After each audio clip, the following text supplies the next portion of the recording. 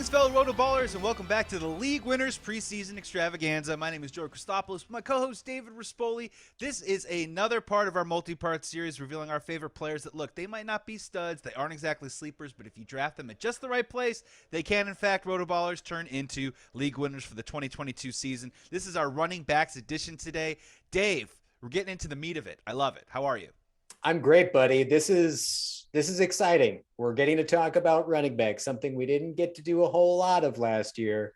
Let's do it before they take it away from us. So let's dive right in quickly. Yeah. Let's give the people what they want. Something that everyone wants to talk about, Dave. Jaguars. All right. Let's start off first. We've lost them. Look, I know. Look, this is an off-season darling right now. And look, we're taping this in July, so to be very fair in terms of health and all that good stuff. But we're gonna go with Travis Etienne here first. Right now, he's RB22 at FantasyPros.com. He's 46th overall. And look, this isn't a guy necessarily that I would consider a sleeper, but this is your RB2, Dave.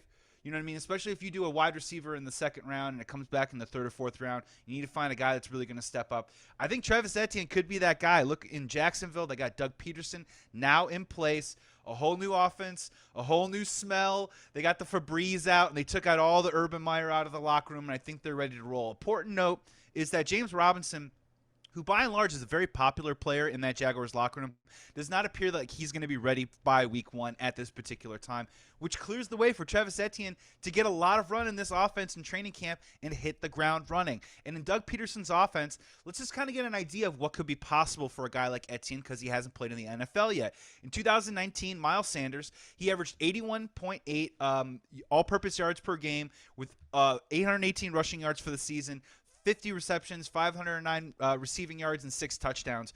That smells like an RB2 to me, Dave. If Etienne can even get close to that type of production, I like the pick a whole lot. And keep in mind, fantasy freaks, that every single year, I think it's for the last 15 or 16 years, there's been at least one rookie running back that ends up in the top 10 among running backs by the end of the season. Etienne was redshirted last year. This is basically his rookie season. I know we want to talk a lot about Breece Hall and all those other guys on the, Breece Hall in the running game and the Jets. I think Etienne could possibly be that redshirt freshman that is now basically having his rookie year now that could possibly be maybe that top 10, maybe that top 15 running back, which makes great value at RB22. I think Etienne is a good call at his price. I am going to speak without hyperbole, Joey. I think he has top 5 in his range of outcomes. Wow. 110%. I think people, because it's a year removed, people are honestly forgetting who Travis, and I'm just going to say Etienne because people are going to comment, but I will correct them. Etienne, like E-T-E-N? Yeah, but I will correct those people. Actually, it's a Cajun last name, and it is pronounced Etienne. But I'm going to say Etienne because either way, we've covered it. All right, so Travis Etienne, folks, was the selection directly behind Najee Harris. I think people are forgetting. This is a first-round talent. This is a guy who scored 9.13 on his RAS score. That's out of 10. That's top 8% of running backs since 1987. This is a playmaker. This is the archetype of CMC, Kamara, and a lot of the same knocks on Etienne are exactly what we heard about Kamara and Christian McCaffrey coming in the league. These were top athletes, and these are guys like he can't run between the tackles. These are pure reception guys. Whatever. Travis Etienne's a playmaker. He had double-digit touchdowns in every single year he played full starter snaps in college. He's a baller. He's quick. He's a playmaker. And I don't need him to get 15 to 20 carries a game. I'm fine with him getting 10 carries a game, but he's going to be dominating receptions. And that's in a half PPR league, in a PPR league, it's worth way more than carries, folks. Find you some running backs with receptions. That's where the ceiling is truly unlocked. And just a side note, I'm not a doctor. I don't know when James Robinson is supposed to be back, but I will tell you this. Achilles tears are not ACL injuries, folks. There's a laundry list of running backs who had Achilles injuries, and none of them came back very well the following year, let alone 2 years later. We saw what it did to a much superior athlete in my eyes in Cam Akers. He looked like he had a piano on his back during the playoffs. And an Achilles injury is what ended my favorite fantasy football player of all time. Namaste, Arian Foster, a beast. He tore his Achilles. 6 months later, he was out of the league, guys. Okay. So it's a serious injury. You could be getting an absolute steal in Travis Etienne. And I think that's maybe why he's at RB22, Dave, is that people think that James Robinson's going to be involved in training camp. But how involved is he going to be in training camp? Just because he's on the field doesn't mean that he's actually involved in the offense and can be ready for week one, which just totally opens it up for TE, is what I'm going to call him, because I'm not even going to bother with his last name. I like the value a lot. Dave, let's move on to the next one. This is the guy that you like a whole lot. Just dive right in. Chase Edmonds from the Miami Dolphins. Talk about him. Yeah. We talked about backs getting receptions. That's your key to unlock fantasy goodness. One of the things I love doing, especially this year and also last year, which really panned out, is I am attacking murky backfields, Joey, because that's where the gold is. You got to sift through it. Last year, we saw this, though. Darrell Henderson. No one wanted a piece of him because they thought Sony Michel might be, the starter to start the year. Darrell Henderson was RB8 through the first 7 weeks before he got injured. James Conner. I know I'm talking about Chase Edmonds, but last year we all thought Chase Edmonds would be the guy, and it ended up being James Conner, Leonard Fournette, Rojo. All these guys were last year's league winners, okay? And it's because there was a lot of murk. But there's one easy way to sort through the murk, Joe. Money, Joey. Follow the money, and you will get to who that team values as the top dog. And let me just tell you, Chase Edmonds is making far more than Raheem Mostert, way more than Sony Michel. And Myles Gaskin, don't even worry about him, folks. He's donezo, okay? That's why they signed 3 backs since their new head coach got into town. And this is a 49ers guy, okay? He's coming from the Shanahan coaching tree. For however many people will tell you, Shanahanigans, there's always going to be a rotating backs. That's not always the case the last couple of years. Elijah Mitchell's, even Raheem Mostert when he was there, but Raheem Mostert can't stay healthy. Chase Edmonds was 7th amongst RBs in efficiency rating last year. Dolphins have a massively improved O-line.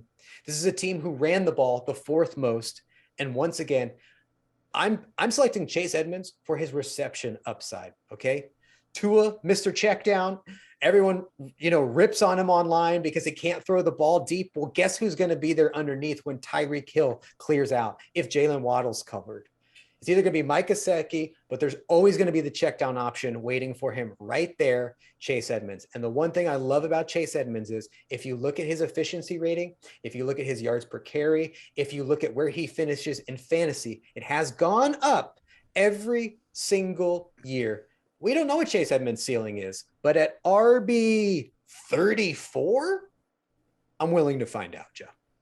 Yeah, we don't know the ceiling, but we can certainly get a good idea of the floor. And just real quick, when you're watching football this year, coming up this Sunday on Fox, a new show starring a detective David Rispoli called Murky Backfields. Set in the swamps. I'm the sifting swamps of through, the RB baby. Committee land, just looking for it. It's where you find the gold. Coming home dirty. And Dave, look, I'm right there with you. I mean, you're kind of hammering my own points I had about Chase Edmonds already. Is that, in that Arizona offense, was able to average 75 all-purpose yards per game. They paid him money. I think that's super important, as you already mentioned. I do like the Tua factor about getting the ball out of his hands quickly, getting it into a guy like Chase Edmonds. On 3rd and long, is it going to be someone that Tua chucking the ball down the field, or is that underneath stuff for Chase Edmonds? Are they going to get the first down? Who cares? You're getting fantasy points. And then the final one, point in terms of the floor, whenever Chase Edmonds got 10 carries in a game last year, he got you at least 50 rushing yards. So even out of the backfield, that works. But even then, I think he can run hard and pick up those hard enough yards. I like it a lot. At RB 34, 91st overall, you're definitely looking at those mid rounds, maybe when people start taking quarterbacks a little bit, and maybe you can find that RB3, RB4 right there in that place, because it really starts to kind of drop off after that point moving forward. Dave, I want to hit the next guy for you, and I think this is the only opportunity we're going to get to do it. We're going to talk a little Chicago Bears for a second. And here's the thing is, I just don't understand, for someone who watches, me and you, we watch every single snap of Chicago Bears football. I can't understand the value on this guy right here. It's Khalil Herbert. He is at RB 50, Dave. 147th overall. I'm sorry, this is a total steal. When all your buddies are running around looking for kickers and defenses and tight ends around that time, you could find yourself Khalil Herbert, who honestly could be the best running back on the Chicago Bears right now and possibly by season's end. Here's what he did last year when David Montgomery got hurt. It was a 4-game stretch. He averaged 19.6 carries per game. He had 344 rushing yards. That was 86 rushing yards a game. Dave, 3 of those 4 games were against red light matchups, okay? So I'm not saying that he's matchup proof, but I'm saying that he's already shown it a little bit. And I just have some questions, right? When they do all the execs and the scouts and everything, David Montgomery is not in the top 10 of running backs right now. I know he wants new paper, but does the regime actually really want to pay David Montgomery? My big thing right now is Khalil Herbert is walking into a Luke Getsy offense that we just saw last year with the Green Bay Packers. And what did they do, Dave? They ran outside run zone, and they had 2 backs, right? Aaron Jones and A.J. Dillon got himself a lot of run. I think we're going to see Khalil Herbert a little bit earlier than Bears fans are expecting. And with the lack of wide receivers, they seem to just keep going to get wide receivers that don't catch the ball but are really good at run blocking.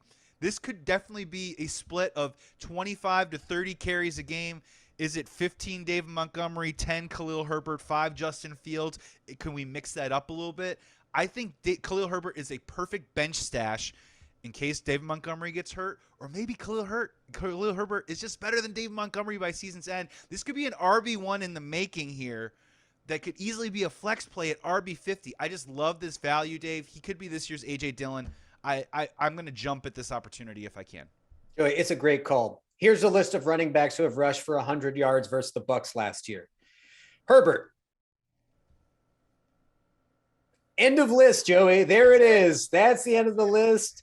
He balled out when given the opportunity. And just like you said, to me, he needs to be in the conversation of top handcuffs. Tony Pollard, Alexander Madison, Darrell Henderson. And then for me, Herbert is right there, but you're getting but Herbert's way down there. So much later, folks. David Montgomery, of course, missed 4 games last year, Joey. I have one more running back, Joe. He's a little bit higher than Herbert, but when we're talking about archetypes of league winners, I know I've been talking a lot about these like shifty pass catcher, third down type backs. I do love those, especially in half PPR, but I think I might have found the potential this year's Lenny Fournette, Joe. Okay. This is a guy who has a straight path to be the third down back, but he Someone's also been spending a lot of time in the murky backfields. Yeah, this is episode 2. Okay. This is episode 2. After the pilot, I've sifted through the backfield of Miami. Now I make my way to New England, Joey. And this was the preseason darling, Ramondre Stevenson, RB38. Ramondre was tearing up preseason. We all called it Ramondre Steven season. That's what it was. And then you know what happened, Joe? He fumbled. And he went straight into Belichick's doghouse. And it took him almost the entire season to get out. But when he did, Joey, here's what happened. He was PFF's 3rd highest graded running back as a rookie. And that's not amongst rookies. That is amongst all running backs. 4th highest broken tackle rate. This guy is like mini Marshawn Lynch. He's an absolute beast. And in the latter part of the season, once he got out of that doghouse, he was leading the Pats backfield in touches. Stevenson had 98 touches and Harris had 86. New England ran the ball the 7th most in the league. Their O-line is ranked 7th by PFF this year. Mm-hmm. This just to me sets up as a 60-40 split. I think Ramondre Stevenson could absolutely nab this third down work. James White is 30 years old and he's battling a hip injury. I'd be very surprised to see him suit up at the beginning of the year. They let go of Brandon Bolden and their fullback is gone. I think they want Ramondre Stevenson to be that guy in third down role.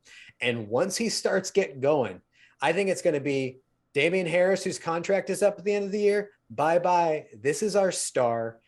The Pats want to play straight bully ball. They want to hit you in the mouth and run the ball a ton and have Mac Jones be a game manager. To me, if I'm going to plant my flag on one RB in the late rounds that I want on all my teams, Stevenson season. It reminds me of whenever a Patriots running back fumbles, it just reminds me of that point in the rom-com movies where the one significant other walks into a room and the other significant other is talking to someone very closely, but they're not really actually cheating on them, but there's a miscommunication. and then the other one just kind of like writes them off for forever, and it just takes months of them to kind of rope back around, and letters and some sort of serendipitous meetup of some kind. Let's hope that that does not happen, because that is a great call, Dave. How many times last year did Damian Harris get tackled on the 1 yard line last year, Dave? He was on my fantasy team. I can count at least 5 or 6. And maybe my own mental mind turned it into 17. And he also put the ball on the ground a fair amount last year, which is what got Ramondre Stevenson a few starts. Right, absolutely. And Damian Harris always wasn't healthy either, too, as well. So, I mean, I think that's a great call at that particular value. And look, picking up that guy at that particular point, you know, if he turns into an RB2 or an RB3, that, my friend, can somehow turn you into a league winner. Thank you so much for checking out our League Winners RB edition. I'm Joey Christopoulos. I'm Dave Rispoli. Make sure you check out our wide receivers, tight ends, and our quarterbacks, too, as well as you get ready for your fantasy football season. We'll see you soon.